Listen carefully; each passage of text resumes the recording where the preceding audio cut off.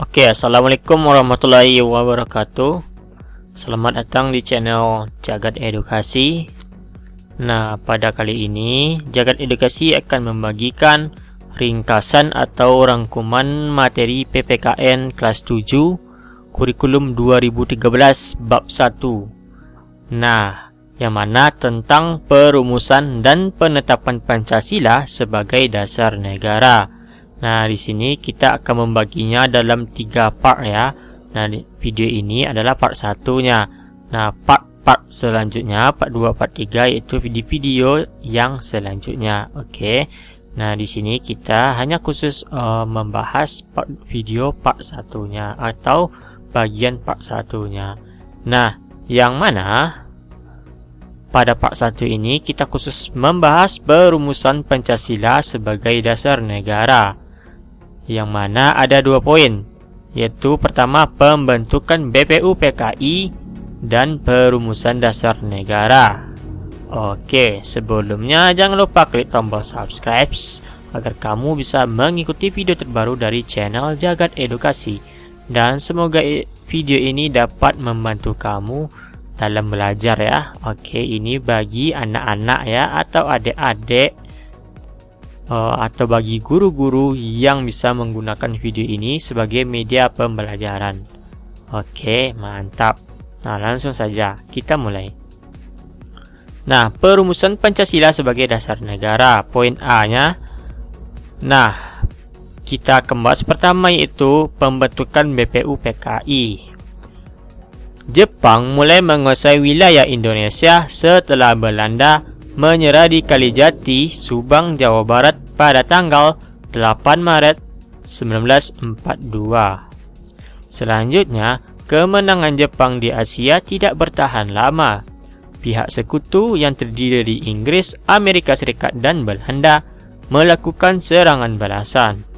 Satu persatu daerah yang dikuasai Jepang kembali ke tangan sekutu. Selanjutnya, melihat hal itu, pada peringatan pembangunan Jawa Barat yang sekarang menjadi Jawa Barat ya, tanggal 1 Maret 1945, Jepang mengumumkan pembentukan Dokuritsu Zonbi Tosakai atau Badan Penyelidikan Usaha-Usaha Persiapan Kemerdekaan Indonesia. Disingkat itu BPUPKI. Yang mana tugasnya yaitu untuk menyelidiki usaha-usaha persiapan kemerdekaan. Nah, janji Jepang membentuk BPUPKI direalisasikan pada tanggal 29 April 1945, dan itu bersamaan dengan hari ulang tahun Kaisar Hirohito. Nah, selanjutnya secara resmi BPUPKI dilantik oleh Jepang dengan anggota berjumlah 62 orang yang terdiri atas tokoh-tokoh bangsa Indonesia dan 7 orang anggota perwakilan dari Jepang. Nah, ketua BPUPKI sendiri adalah Dr. KRT Rajiman Widyodiningrat dengan 2 wakil ketua yaitu Ichibagase Yoshio yang berasal dari Jepang dan DRP Sareso. BPUPKI mengadakan sidang sebanyak 2 kali ya, sidang resmi dan sidang tidak resmi.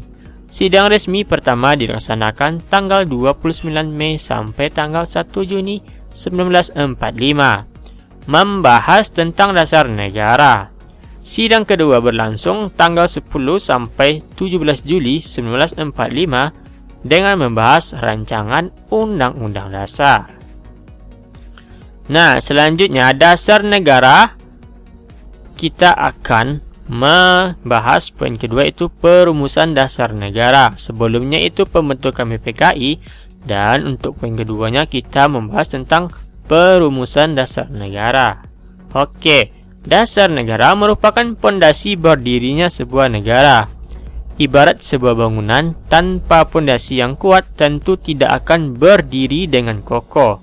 Oke, usulan mengenai dasar Indonesia merdeka dalam sidang pertama BPUPKI secara berurutan dikemukakan oleh Muhammad Yamin, Supomo, dan Insinyur Soekarno.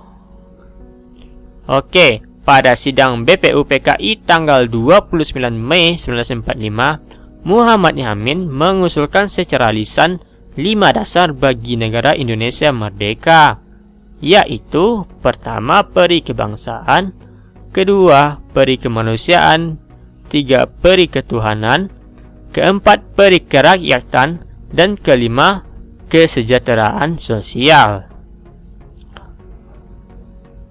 Nah, selanjutnya secara tertulis Muhammad Yamin juga menyampaikannya adalah sebagai berikut. Nah, tadi itu adalah secara lisan ya, dan di sini adalah secara tertulis. Namun terdapat sedikit perbedaan antara yang lisan dan tertulis. Nah, yang pertama itu ketuhanan yang Maha Esa. Yang kedua itu kebangsaan persatuan Indonesia. Yang ketiga itu rasa kemanusiaan yang adil dan beradab. 4, kerakyatan yang dipimpin oleh hikmat kebijaksanaan dalam permusyawaratan perwakilan. Nah, 5, keadilan sosial bagi seluruh rakyat Indonesia. Selanjutnya, pada tanggal 31 Mei 1945, Supomo menyampaikan pidatonya tentang dasar negara. Menurut Supomo, dasar negara Indonesia merdeka adalah sebagai berikut. Yang pertama, persatuan, 2, kekeluargaan, 3, keseimbangan lahir dan batin, 4, musyawarah, dan 5, keadilan rakyat. Oke, selanjutnya, Insinyur Soekarno pada tanggal 1 Juni 1945 menyampaikan pidato tentang dasar negara Indonesia merdeka. Usulnya berbentuk filosofis Grand Slam atau Waterstones. Filosofis Grand Slam atau Waterstones adalah fundament atau filsafat, pikiran, jiwa, hasrat yang sedalam-dalamnya untuk di atasnya didirikan Indonesia merdeka yang kekal dan abadi. Negara Indonesia yang kekal abadi itu dasarnya adalah Pancasila. Rumusan dasar negara yang diusulkan oleh Insinyur Soekarno adalah sebagai berikut. Yang pertama, kebangsaan Indonesia. Yang kedua, internasionalisme atau peri kemanusiaan. Yang ketiga, mufakat atau demokrasi. Yang keempat, kesejahteraan sosial. Dan kelima, ketuhanan dan berkebudayaan. Oke, selanjutnya, pada akhir masa persidangan pertama, Ketua BPUPKI membentuk panitia kecil yang bertugas untuk mengumpulkan usulan para anggota yang akan dibahas pada sidang berikutnya, yaitu sidang kedua. Panitia kecil beranggotakan 8 orang di bawah pimpinan Insinyur Soekarno dengan anggota terdiri atas Ki Bogos Hadikusumo, Kiai Haji Wasid Hajim, Mr. Muhammad Yamin, Sutrajo Kartojo Kasomo, A.A. Maramis, Otto Iskandar Didata, dan Dr. Muhammad Hatta. Panitia 9 mengadakan rapat di rumah kediaman Insinyur Soekarno di Jalan Penganggasan Timur nomor 56 Jakarta. Setelah itu, pada tanggal 22 Juni 1945, Panitia 9 telah mencapai satu persetujuan atau kesepakatan tentang rancangan pembukaan hukum dasar atau Undang-Undang Dasar. Panitia 9 mengadakan setelah rapat yang cukup alot. Nah, disepakati rumusan konsep dasar negara yang tercantum dalam rancangan Mukadimah Hukum Dasar. Naskah ini memiliki banyak persamaan dengan pembukaan Undang-Undang Dasar 1945. Nah, pada akhirnya, pada tanggal 14 Juli 1945, Mukadimah disepakati oleh BPUPKI. Dalam alinea keempat naskah Piagam Jakarta tersebut, terdapat rumusan dasar negara sebagai berikut. Yang pertama, ketuhanan dengan kewajiban menjalankan syariat Islam bagi pemeluk-pemeluknya. Yang kedua, kemanusiaan yang adil dan beradab. 3, persatuan Indonesia. 4, kerakyatan yang dipimpin oleh hikmat kebijaksanaan dalam permusyawaratan perwakilan.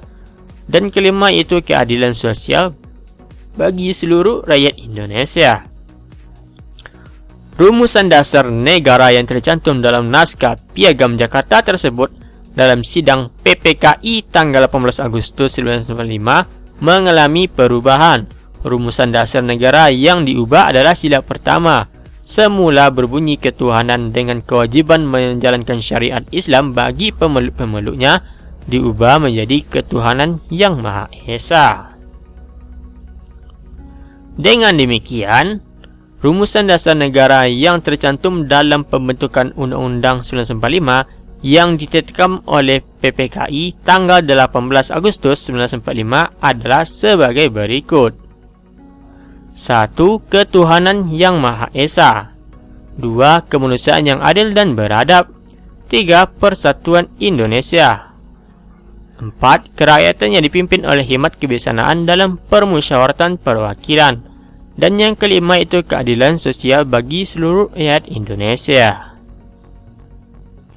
Oke, itulah ya ringkasan atau pembahasan materi kita hari ini.